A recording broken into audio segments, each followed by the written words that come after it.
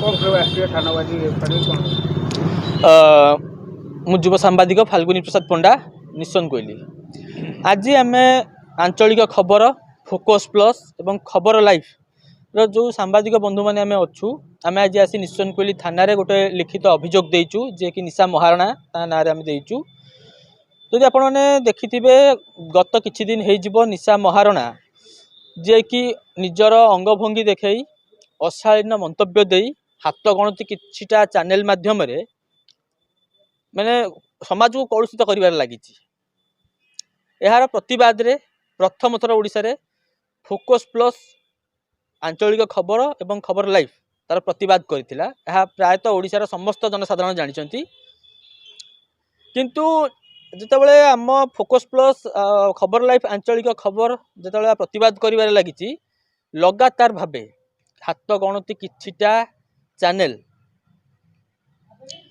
यह एडवर्टाइजमेंट करिबार लागिछि निजर TRP MRP केवल। प्रथम कथा यदि मु कहिया जीवी गणमाध्यम होउछि गणतंत्रर चतुर्थ स्तंभ। गणमाध्यम सबुबेले गणतंत्र बा लोक मानक सेवा र मनोवृत्ति रहिबा दरकार। बहुत लोकंकर समस्या रही किंतु एई जो हाथ गणति किछिटा चैनल ये निजर टीआरपी बा एमआरपी बढ़ाइबा पई निशा महाराणार एडवर्टाइजमेंट करूचंती। एथिरे समाजर कौनसी लाभ नाही बा समाजर कौनसी हित होउनी, बरं छोट छोट पिलांक ऊपर बा समाज ऊपर या कुप्रभाव पकाउची या कलुषित करूची। तेणु व्यक्तिगत स्वार्थ पई समाजर क्षति पहुंचाइबा गणमाध्यम अधिकार नाही।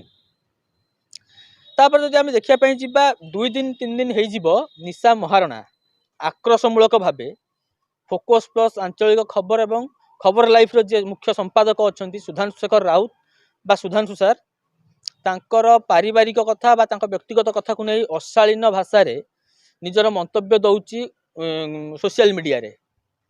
तेणु आमे चाहूचु जे से केमिति ठीक बाट को आसू आ जो मानते एडवर्टाइजमेंट करूचंती से माने केमिति एडवर्टाइजमेंट रु दूर रुहंतु बा दूरे रुहंतु एडवर्टाइजमेंट रु एवं निशा महाराणा निजर भूल स्वीकार करू एवं सरकार को एतिकी अनुरोध रखुचु याकू आईन अनुसार उचित विचार करा जाऊ एवं निशा महाराणा को आईन रो जहाँ दंड विधान रही से हिसाब से दंड दिया जाऊ।